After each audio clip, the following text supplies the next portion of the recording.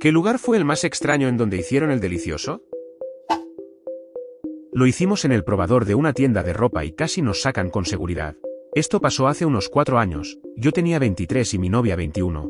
Llevábamos 3 meses saliendo pero parecían 6 años por la intensidad de la relación.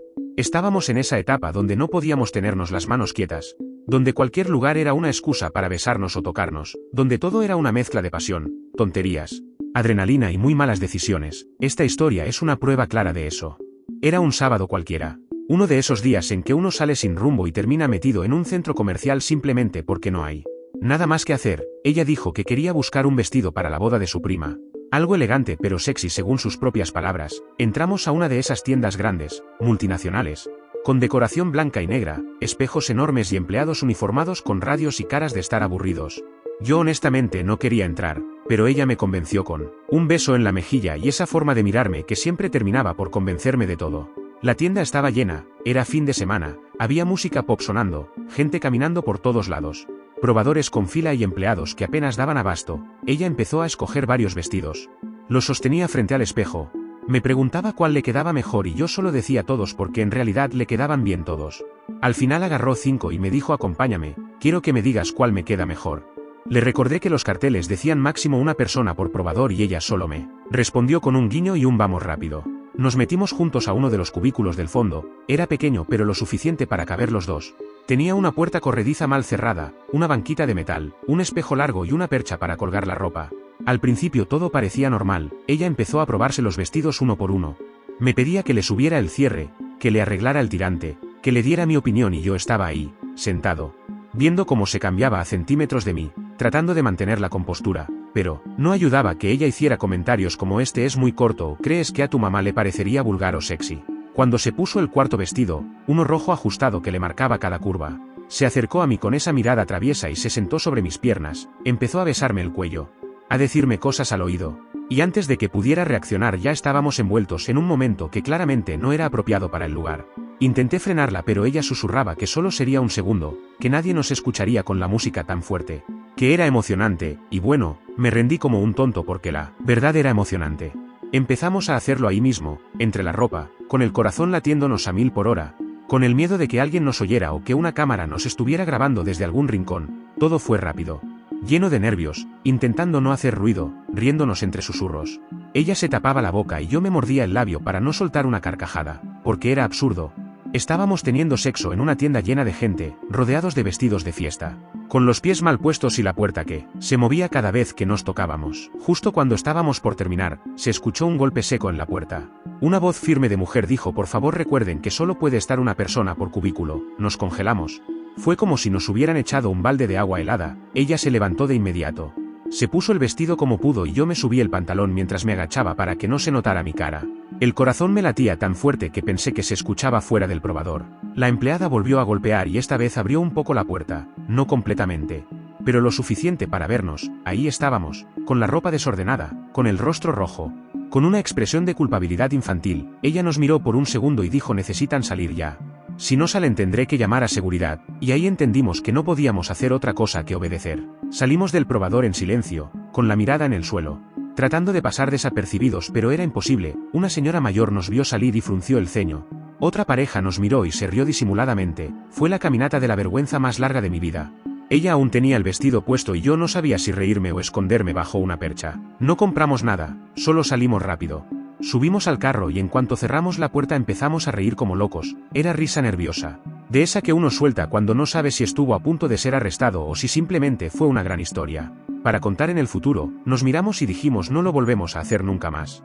Lo prometimos con los dedos cruzados porque sabíamos que mentíamos. Y sí, meses después lo hicimos en otros lugares raros, una vez en la parte trasera de un cine vacío, otra en un parque a medianoche, otra vez casi nos atrapan en un ascensor. Pero esa historia en la tienda fue sin duda la más arriesgada, la más vergonzosa y también la más divertida. Con el tiempo dejamos de buscar lugares extraños para hacerlo, nos volvimos más normales. Pero cada vez que pasamos frente a ese centro comercial, ella me mira, sonríe, y me dice: ¿te acuerdas de los probadores? Y yo asiento mientras me muero de la risa por dentro. A veces la vida es eso, una secuencia de decisiones estúpidas que se convierten en anécdotas inolvidables. Y esta sin duda, fue una de esas que contaré cuando sea viejo, aunque tenga que mentirle a mis nietos sobre dónde conocí a su abuela. Lo hicimos en el cuarto de almacenamiento de una funeraria mientras esperábamos a que llegara la familia del difunto.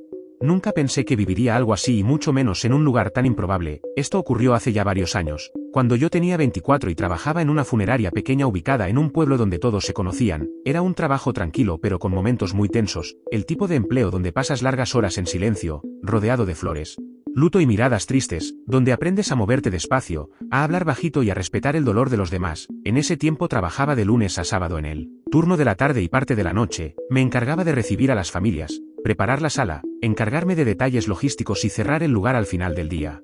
Durante ese tiempo conocí a Laura, una chica que entró a trabajar como asistente administrativa. Era un año menor que yo y desde el primer momento conectamos. Tenía una risa tímida pero contagiosa, unos ojos que decían más que cualquier palabra, y una forma de hablar que te hacía olvidar que estabas rodeado de ataúdes y coronas fúnebres. Comenzamos a hablar durante los descansos, a almorzar juntos, a inventar excusas para vernos aunque no tuviéramos nada que hacer, y como el jefe era un tipo mayor y bastante conservador que no permitía relaciones entre empleados, decidimos mantenerlo en secreto. Lo que al final, si te soy sincero, solo lo volvió más emocionante. Nos escribíamos durante todo el día, buscábamos momentos para vernos aunque fuera 5 minutos, y esa tensión, ese deseo contenido que no podíamos liberar en el trabajo, crecía como fuego bajo la superficie. Y aunque teníamos nuestros encuentros fuera del trabajo, el simple hecho de que estuviéramos juntos en ese ambiente tan frío, tan silencioso, hacía que la necesidad se volviera aún más fuerte, como si estuviéramos desafiando todo el ambiente lúgubre del lugar con nuestra complicidad. Una tarde recibimos el cuerpo de un señor mayor que había fallecido en un accidente. Lo trajeron para una velación corta porque su familia venía desde otra ciudad y llegaría en la noche. Así que nos encargamos de dejar todo listo, preparamos la sala, colocamos los arreglos florales, el café, las sillas alineadas y todo ese protocolo que ya teníamos dominado. Cuando terminamos de alistar todo, nos quedamos solos en el edificio. La luz del atardecer entraba por las ventanas altas y había un silencio que era casi sagrado, pero también incómodo, como si el edificio entero estuviera conteniendo la respiración. Laura vino con 2 cafés, me entregó uno y se sentó frente a mí. Empezamos a hablar de cosas normales, pero de a poco la conversación se fue desviando hacia lo personal, y luego hacia lo más íntimo. Me dijo entre risas que era raro como uno se acostumbra a trabajar entre muertos y como eso ya no le generaba miedo.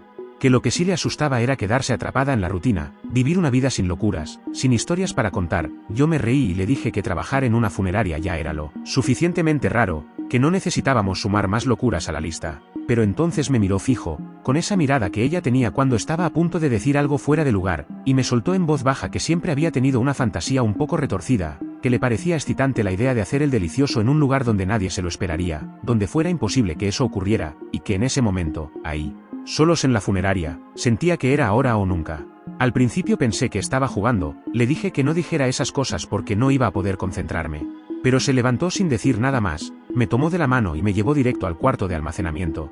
Un espacio estrecho, sin ventanas, lleno de estanterías con telas, urnas vacías, velones y mantas de terciopelo que usábamos para cubrir los féretros. Tenía un olor fuerte a madera vieja, flores secas y humedad, un lugar al que casi nadie entraba y que, curiosamente, tenía un pequeño pestillo por dentro. Cerró la puerta, me miró sin decir una palabra y empezó a besarme, con una intensidad que no le había visto antes. Todo fue tan rápido que no me dio tiempo de pensarlo 2 veces. La adrenalina me subió como una ola caliente. Y cuando quise reaccionar ya estábamos los dos quitándonos la ropa entre mantas viejas, urnas de exhibición y coronas artificiales. Ella se sentó sobre una pila de mantas y me dijo que la abrazara fuerte, que el corazón le latía tan rápido que sentía que se le iba a salir del pecho, y yo sentía lo mismo, una mezcla de deseo, miedo, y esa sensación de que si alguien abría esa puerta en ese momento, se nos acababa la vida. Todo se sentía amplificado, como si cada roce, cada suspiro, cada movimiento fuera más intenso por el contexto, por el lugar, por la locura del momento. Nos besábamos desesperados, tratando de no hacer ruido pero fallando miserablemente. Escuchábamos cada crujido del edificio como si fuera una alarma, y eso solo nos encendía más. Como si estuviéramos bailando al borde del abismo, completamente entregados al deseo y al riesgo de ser descubiertos. Fue rápido, sí, pero no por falta de ganas, sino porque sabíamos que el tiempo era limitado, que en cualquier momento alguien podía llegar, y cuando terminamos, nos quedamos abrazados en el suelo frío, sin decir una palabra, solo respirando, escuchando el silencio que había vuelto a envolver todo.